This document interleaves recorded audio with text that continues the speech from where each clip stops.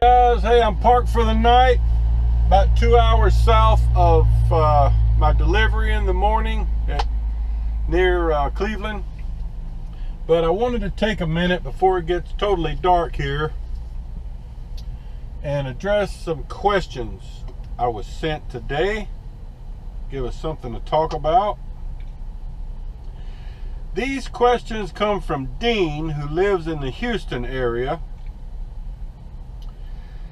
All right, question 1. Do you have a truck assigned to you? He's wondering if if my truck is actually assigned to me, or do we have to shuffle in and out of different trucks?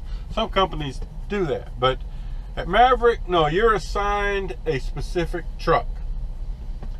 And he asked, you know, like on my videos, when I arrive at the end of the week at the Maverick North Little Rock yard and I park, you know, do I have to take all my stuff out and move it to a different truck ever?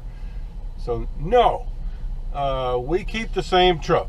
You know, I park this truck, and if you hear me talking about moving my stuff into my car, that's just, you know, my laundry, maybe the stuff in the fridge, you know, my bag, just my personal stuff that I'm going to take home and, you know, wash clothes, you know, repack the stuff that goes in the fridge, you know, that kind of stuff. Okay. What is the horsepower of your truck? Now, I called the Maverick shop to check on this, and the guy in the shop said 435 horsepower. And as mentioned before, we drive the DD12, you know, 12-speed automatic trucks, and they're Freightliner Cascadias, which is kind of the next question, or one of the next questions. Guess I'll wait on that. And then he asked about, you never seem concerned about the load weights and location. Is that handled for you, perhaps by dispatch to some degree, or are you doing the math on that and not talking about it? Or perhaps Maverick has a system you use that is easy and accurate. Well, you know, when Maverick books the loads, you know, they have a really good estimate of the weight. You know, the shipper will usually provides that, because when I get my order from Maverick, it usually will tell me the weight of the products. And as far as how to load it, though, you know, you do have to sometimes help out on that depending on the product, but the loaders typically know, you know, how to center things on the trailer, and but you know, you have to get involved with that some too. But you know, I know that my truck, and Maverick knows that my truck empty with a trailer, an empty trailer, weighs about 29,500 pounds. So, you know, we can haul, the maximum weight for our vehicle loaded would be 80,000 pounds. So we can haul, you know, a 50,000 pound load max. And usually the loads I haul are somewhere in the 40s. You know, we don't usually get too many loads that are over 49,000 pounds. So yeah, that's how that goes. And he says, what are you driving? It's a, we have Freightliner Cascadias. Mine is a 2021. Before this, you know, and I've been driving this truck for 10 months now. Before that, I had a year 2019 model that I drove for a little over a year and a half.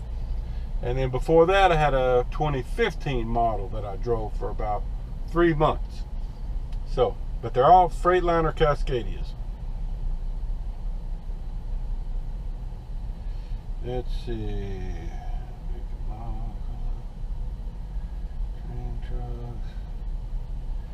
And then he talks about seeing some of the taller trucks. The taller trucks, you know, most of our trucks are the mid roofs, what's called a mid roof. You know, it's the lower ceiling than a lot of the trucks you see out there. But if you see a Maverick truck that's the taller version, it's typically, you know, a trainer truck, because it's got the extra bunk on top, you know, for the trainee. Other than that, you know, they're mid roofs typically is what we have. So good questions there, Dean. Thanks for sending that. And let's see. I'll have to go through the rest of them. That's the only one I can find real quick. Yeah, I'll try to get you some footage in the morning when I get this load delivered in Cuyahoga. Let me take a look at that again. Cuyahoga Heights, Ohio. Like I said, it's basically southern Cleveland. Okay, see you there tomorrow. All right, good morning, everybody. Well, I've arrived here at my customer, Charter Steel, in Cuyahoga Heights, Ohio. And I'm a little bit early. I actually went in and checked in over there as instructed, but they don't open till 7, and it's about 6:45 now. But I came in from that direction, had to park here, check in over there, and the guy told me he doesn't open till 7, so just come back and wait. And I think I'll unload down there somewhere. Man, can you see that full harvest moon? Man, it's been lighting up the sky. But I went ahead and took off the middle strap on each section just to get something done. And just waiting. Got about 10 or 12 more minutes, and I'll go back in there and see where he wants me to position for unloading. All right, more later. Okay, everybody, finally getting unloaded. Been here for over an hour. Finally got to the spot where I'm getting unloaded. Just giving you a look around.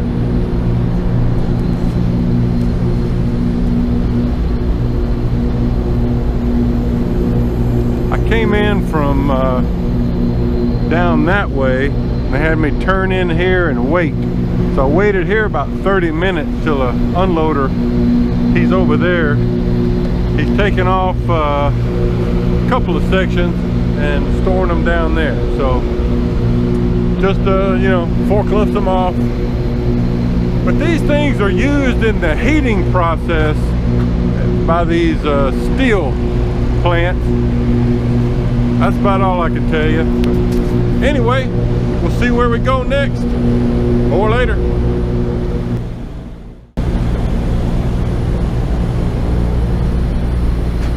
Well, I was trying to get a shot of him hauling one of those away.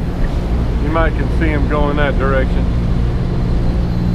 Just basic forklift. Boy, sure is some nice weather. Well, I have no idea where I'll be going from here, guys. I've only been up in here a couple of times, up in this area. I really have no idea. So, but hopefully they'll send me a load, you know, because it's like 8 a.m. Eastern time. I don't know when they get started. You know, I didn't get a pre-plan yesterday on this, so hopefully they've got something kind of attached to me, so as soon as I get empty, they'll send me a load. We'll see.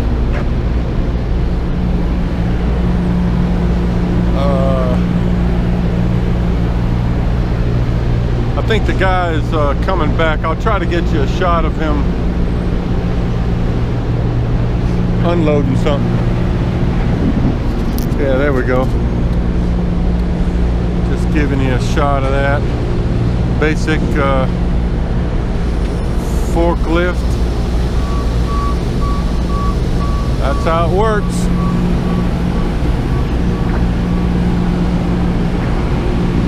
And then he sits them down on there and drives around to the other side of the cylinders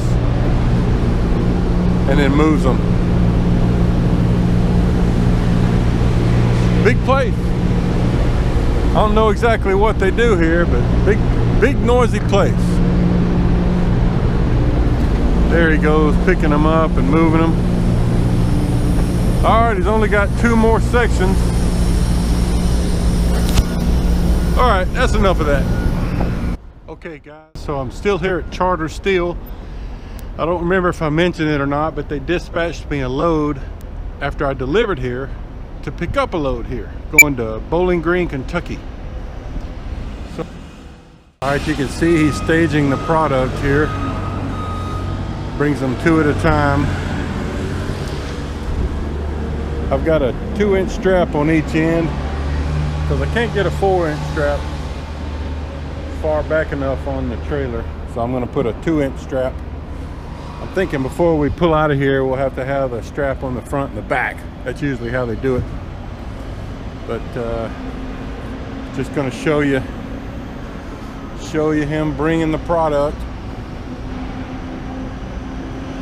There he is. Oh, he's bringing something. That's another guy.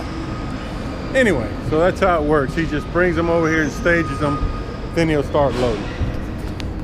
Show you some more later. All right, guys, I've gotten loaded.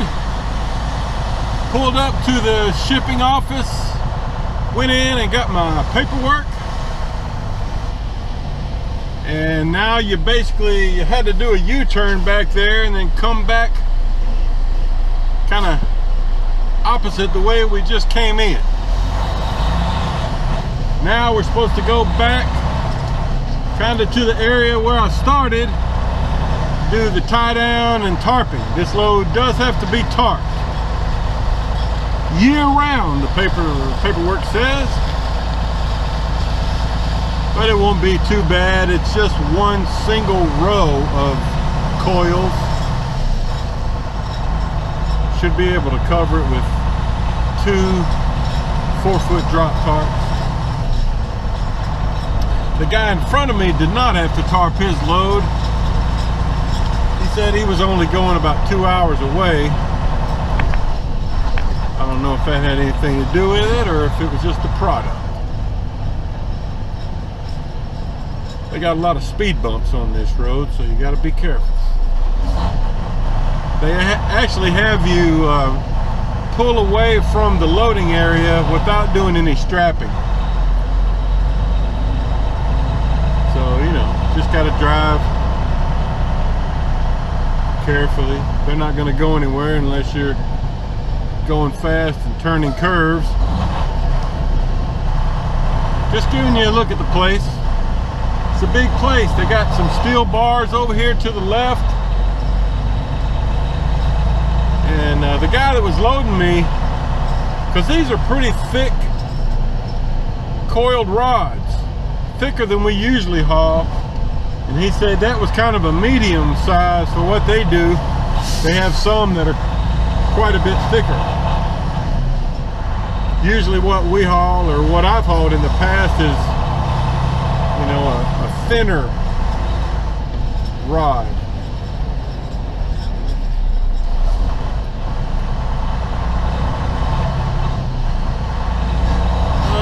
Just giving you a look at the place so you'll have an idea of some of the places you'll be coming to if you start driving from Maverick.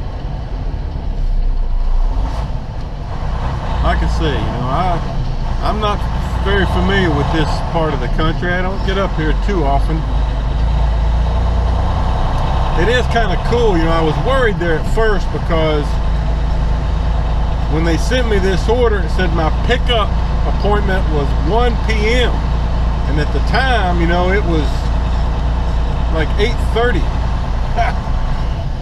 Oh, so when I went into the little shipping office, you know, sign-in office, it's all automated. You just sign in and electronically, and I did all that, but it informed me that I was over 4 hours early for my appointment, that they would send me a message on my phone at approximately 1 p.m. And I'm like, oh man, I'm just gonna have to sit here for hours. But I got back to my truck, and probably within 3 or 4 minutes, they sent me a message that my load was ready to pull down to what they call the back loading area, to door 7. So it worked out good. It worked out good, and I didn't even have to go anywhere to get this load. I mean, that doesn't happen very often, where you make a delivery and pick up a load. Not very often.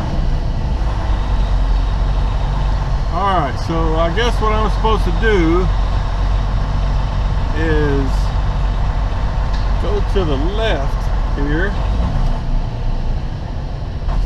Oh, some of these speed bumps are bigger than others. You can see this stuff over here to the left, big old square steel beams. Charter steel. Alright, then we pull back into the staging area.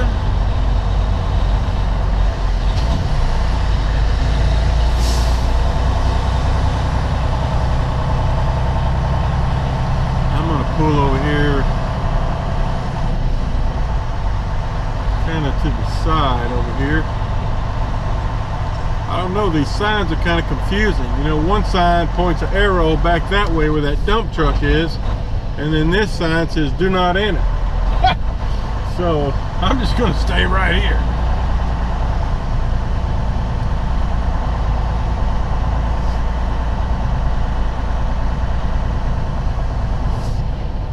All right, that ought to work. All right, let me get to work. Okay, everybody. Update on this coil load. I've got them secured. Now I just got to get up there and tarp it. So the way we do this, you put a strap over the front and the back. See, so I got a strap over the front and the back, and then these will be pulling toward the center. All right, so they're wrapped so that they're pulling towards the center of the trailer. And then at this point, they start pulling back towards the center of the trailer. Here's the center of the trailer, and there's 1, 2, 3, 4, 5, 6, 7, 8, 9, 10 rows. So I couldn't split it exactly, but I got 4 in the rear pulling toward the center, and then 6 in the front pulling toward the center. So this one and all the ones in the front are pulling back towards the center. That's how you have to wrap them. All right, so there she is. All right, let me get some tarps on. Okay, folks, wanted to show it to you before I hit the road. Not the prettiest tarp job in the world, but it's tarped. Got it with the 2 4-foot drops. The back tarp kind of goes down right here, and then the front tarp, as you can see, just kind of goes over right there.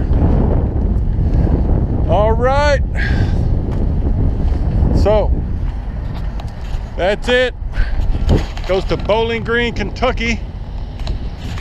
Here's another shot of the back side of the U.S. Steel, Charter Steel. All right, let's get down the road. All right, guys, just making a fresh cup of coffee here. Give me a second.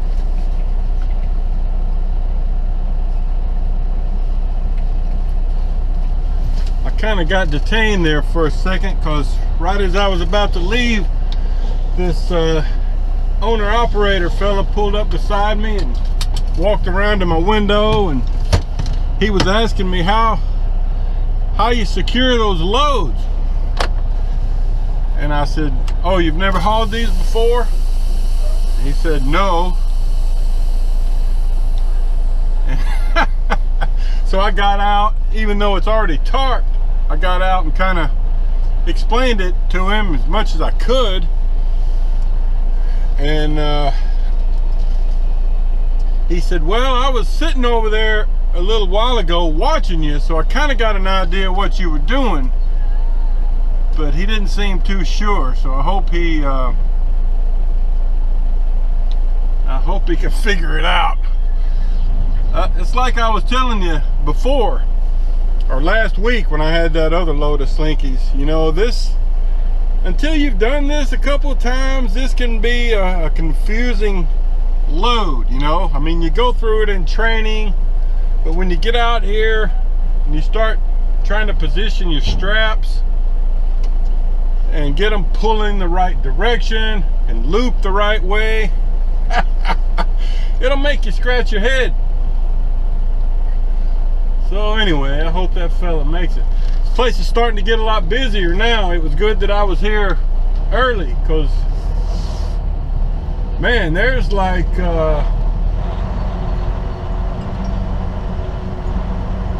gosh, there's like 10 trucks over here in the holding lot waiting now. Wow. Well, I guess that worked out all right for me. Well, let's see. Yep, got everything. All right, let's get out of here. I'll show you a little bit of the footage getting out of here. But man, seeing all those trucks back there now, I'm glad I got here early. Whoa, boy, these speed bumps they have here are no fun, even if you're not speeding. Oh boy. All right, so man, they got trucks over here to the left loading some of this square tubing.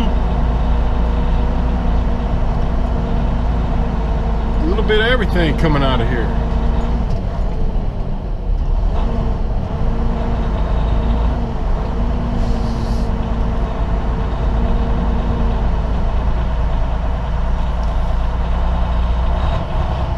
You just got to be careful driving through a place like this with all this traffic. You know, people running around on carts and forklifts and truck drivers. And you got to make sure you're stopping at the stop signs, watching out for people and traffic, and making sure you're not turning too sharp, running into something. A lot of railroad tracks around here.